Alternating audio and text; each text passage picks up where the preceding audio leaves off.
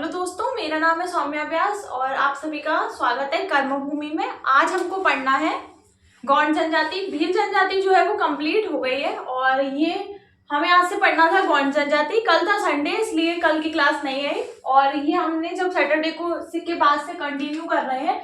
गौंड जनजाति जो है वो भारत की सबसे बड़ी जनजाति है।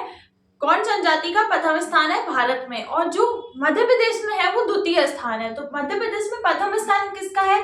भील जनजाति का है, जो कि हमने पिछली वीडियो में भील जनजाति में देखा था। तो दो चीजें आपको पता चल गई कि भारत की सबसे बड़ी जनजाति गौंड है और मध्य प्रदेश में दूसरे स्थान पर आती है ये। ठीक है, सबसे पहले हम इसके बारे में देखेंगे, इसकी प्रजाति के बारे में पॉइंट बाय पॉइंट हम पढ़ते जाएंगे। तो प्रजाति क्या है? ये प्रोटो ऑस्ट्रेलॉइड समूह से है, तो ये चीज आपको पता होना चाहिए। आप साथ साथ नोट्स भी बना सकते हो अपने और लिख भी सकते हो या फिर स्क्रीनशॉट ले सकते हो, आपको क्लास में याद हो जाएगा। उसके बाद आपको देखना है जनसंख्या में प्रतिशत। जनजाति जो जनसंख्या है उसमें 37% हमने पढ़ा था। 37% जो है वो भील जनजाति का था। इसका जो है 33% हिस्सा है। तो आपको ये चीज भी पता होना चाहिए परसेंटेज में कि मध्य प्रदेश में जो जनजाति है उसमें 33% जो है वो गौंड जनजाति पाई जाती है और 37.3% जो है वो भील जनजाति पाई जाती है। तो दोनों चीजें आपको पता होना चाहिए। उसके बाद यहाँ पर हमें देखना है इसका विस्तार, भौगोलिक विस्तार। देखिए, भौगोलिक विस्तार की बात की जाए तो दक्षिण पूर्वी वाला जो क्षेत्र है उसमें ये जनजाति पाई जाती है। अब दक्षिण पूर्वी वाला क्षेत्र आप लोग बताइए कि कौन सा हो सकता है? तो दक्षिण पूर्वी वाला क्षेत्र है जैसे कि देखिए ढिंडोरी, उसके बाद में छिंदवाड़ा, बालाघाट, इस वाले रीजन में ये जनजाति जो है वो पाई जाती है। इसके अलावा और भी कई सारे, देखिए शिवनी, छिंदवाड़ा और शिवनी तो जो पास पास में, इसके अलावा एक और है मंडला। इनमें मुख्यतः ये जनजाति जो है वो पाई जाती है। क्या बोर्ड पर नीचे तक का क्लियर दिख रहा है? एक बार मैं एक बार फ्रेम चेक कर लेती हूँ। हाँ, दिख रहा है। तो देखिए, भौगोलिक विस्तार में डिंडोरी, छिंदवाड़ा, बालाघाट, शिवनी और मंडला दक्षिण पूर्वी क्षेत्र में ये पाई जाती है।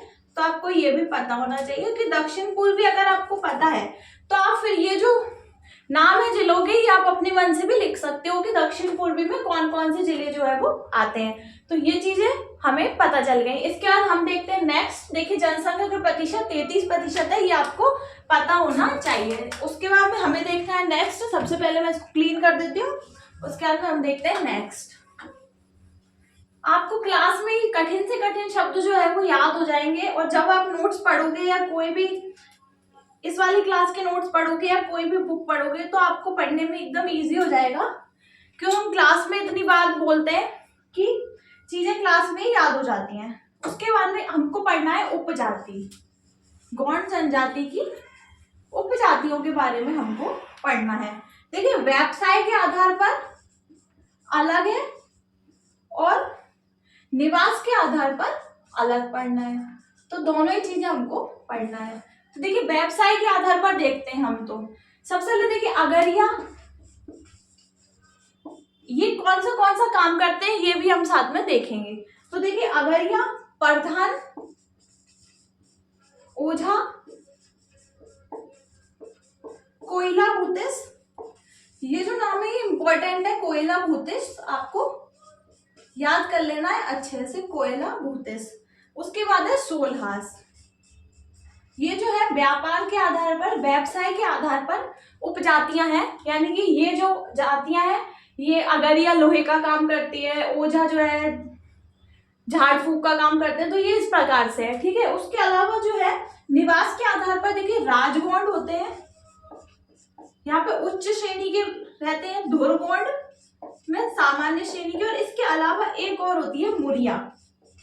ये तीनों में मुरिया जो है वो बहुत ज्यादा इंपॉर्टेंट है, आपको पता होना चाहिए कि उपजाति है ये गौंड जनजाति की। तो ये चीज आपको पता होना चाहिए। मुरिया नाम एक बार और रिवाइज कर लीजिए। देखिए, उपजाति है अगरिया, प्रधान, ओझा, कोयला भूतिस और सोलहास। साथ ही साथ निवास के आधार पर राजगौंड, धुरगौंड और मुरिया। तो हम देखते हैं नेक्स्ट की नेक्स्ट क्या है। इनके बारे में जो भी डिटेल होगी वो भी हम वीडियो में जरूर देखेंगे। इसलिए आप पूरा वीडियो जरूर देखना। गौंड जनजाति जो है वो 2 वीडियो में खत्म हो जाएगी, पर हम पहले एक बार इंट्रोडक्शन देख रहे हैं कि इंट्रोडक्शन में क्या क्या है। उसके बाद देखिए हमको पढ़ने हैं इनका सामाजिक संगठन।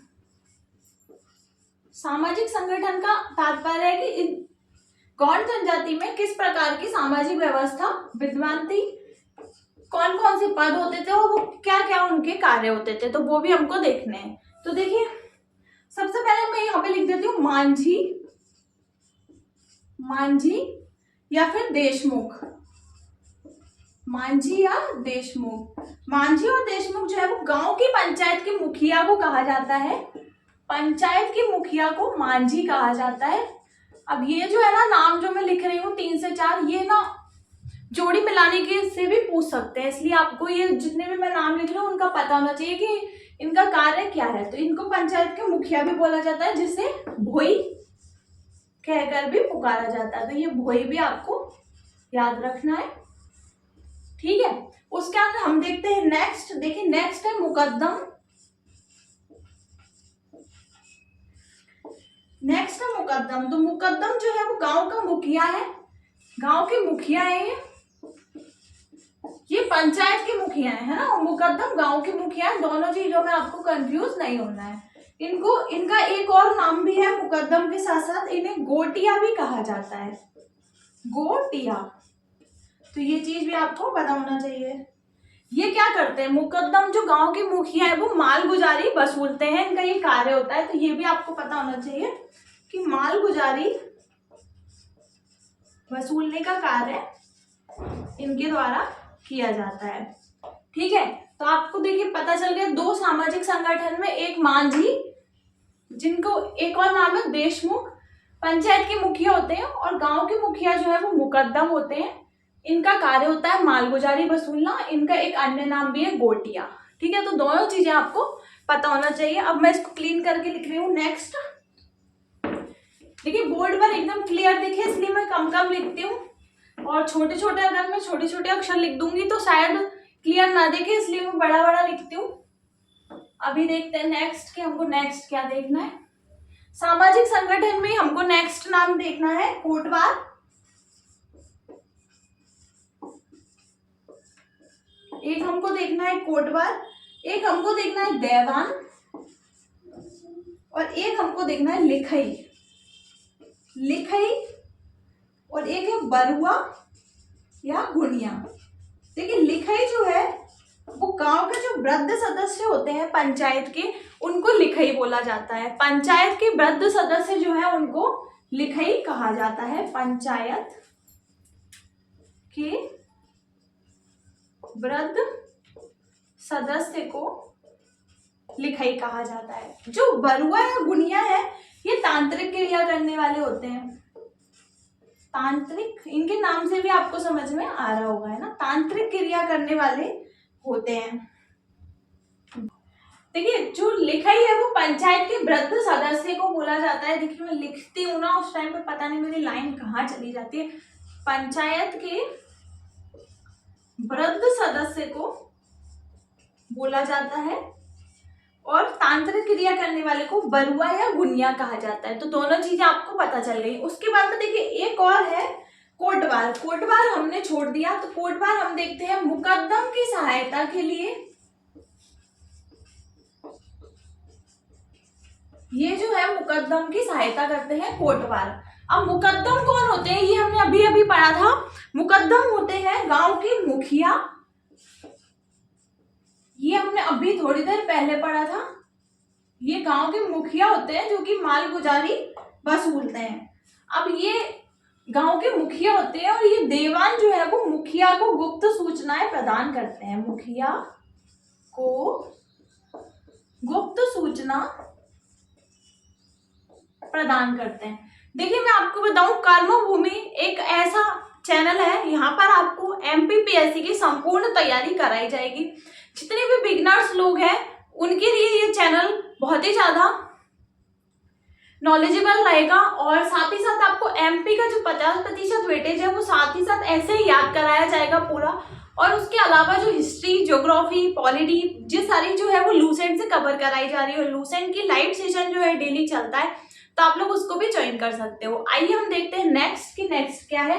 ये सामाजिक संगठन के 4 नाम रह गए थे, ये हमने पढ़ लिया। कोटवार मुकदम की सहायता के लिए, देवान मुखिया को गुप्त सूचनाएं, लिखई पंचायत का वृद्ध सदस्य, बलुआ तांत्रिक क्रिया करने वाला। तो देखिए ये चीजें हो गई। उसके बाद में हम देखते हैं नेक्स्ट कि हमको नेक्स्ट क्या देखना है। नेक्स्ट हमको देखना है कि ये किस प्रकार का भोजन करते थे और किस प्रकार की इनकी कृषि, आर्थिक व्यवस्था, इन सभी चीजों को हमको देखना है। विवाह, इनमें किस प्रकार की विवाह जो है वो प्रचलित थे, ये सारी चीजें हमको देखना है। तो सबसे पहले हम देखते हैं भोजन। भोजन तो देखिए सबसे पहले तो भोजन में मैं आपको बता दूं कि मोटे अनाज से बने जितने भी पेय पदार्थ थे, मोटे अनाज से बने जितने भी पेय पदार्थ थे वो अत्यधिक प्रिय थे। और महुआ जो है उसको देव अन्न कहा जाता था इनमें, मतलब महुआ जो है उसको देव अन्न कहा जाता था। तो ये सबसे इंपॉर्टेंट इनका पेय पदार्थ या भोजन है, ये आप कह सकते हो। ठीक है, तो ये चीज हमें पता चल गई। उसके बाद में हमें देखना है विवाह। तो देखिए विवाह में गौड़ जनजाति में किस प्रकार के विवाह प्रचलित है, किनको मान्यता प्राप्त है और किनको मान्यता प्राप्त नहीं है, उन सब चीजों के बारे में हम आगे देखेंगे। तो देखिए विवाह के प्रकार, काफी सारे विवाह हैं। पहले तो विवाहों के नाम आप सुन लीजिए। देखिए दूध लौटावा विवाह, लमसेना विवाह, गंधर्व विवाह, ये सारे विवाह जो हैं वो इसमें आते हैं। अब हमें देखना है कि सेवा विवाह, मैं आपको दिखाती हूँ। सेवा विवाह,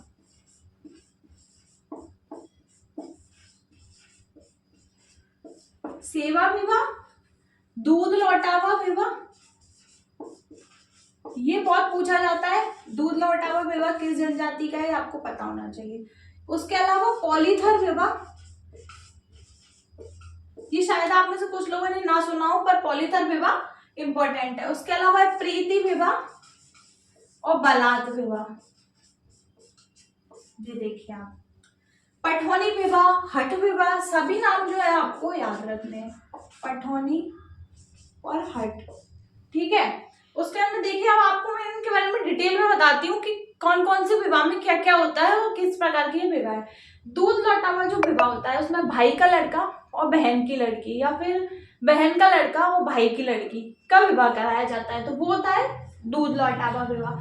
सेवा विवाह होता है कि पहले क्या होता था, वधु मूल्य देकर वर पक्ष जो होता है वो वधु मूल्य देता था और फिर शादी होती थी। अब जिन वर पक्ष के पास में अगर पैसे नहीं है देने के लिए, वधु मूल्य नहीं है, तो जो वर होता था, जो लड़का होता था, वो अपने ससुर के यहाँ पे, होने वाले ससुर के यहाँ पर सेवा करता था, जिसे सेवा विवाह या लमसेना या लमझना, इन्हें इस नामों से जाना जाता है। तो ये चीज आपको पता होना चाहिए। ठीक है, उसके बाद देखिए मैं आपको बता दूं कुछ प्रथाएं भी है जो कि प्रचलित है। तो ये विवाहों के नामों में ये दो आपको याद रखने, पठौनी, हट विवाह, पॉलीथर विवाह, प्रीति विवाह और बलात विवाह। ठीक है, अब हमको कुछ चीजें और कुछ प्रथाओं के बारे में भी देखना है जो कि इम्पोर्टेंट है, तो हम वो भी देख लेते हैं।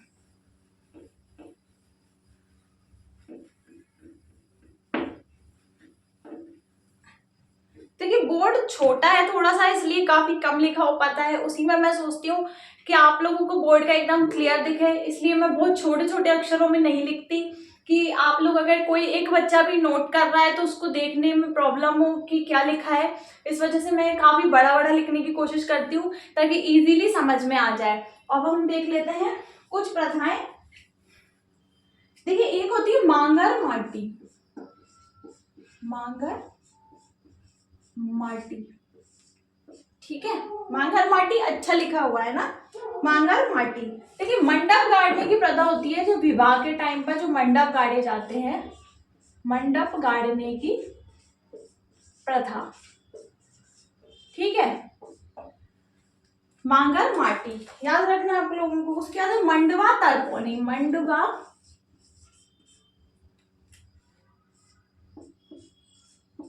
मंडवा तर्पणी। देखिए ये जो है ना, इसमें क्या होता है मैं आपको बताऊं, जो भी मंडप लगाता है, जो भी मंडप गाड़ता है उनको क्या होता है कि ये दारू जो होती है ना, इनमें महुआ की शराब वो काफी ज्यादा प्रचलित होती है। मैंने आपको पहले भी भोजन में भी बताया। तो क्या होता है, हमें मंडप लगाने वाले को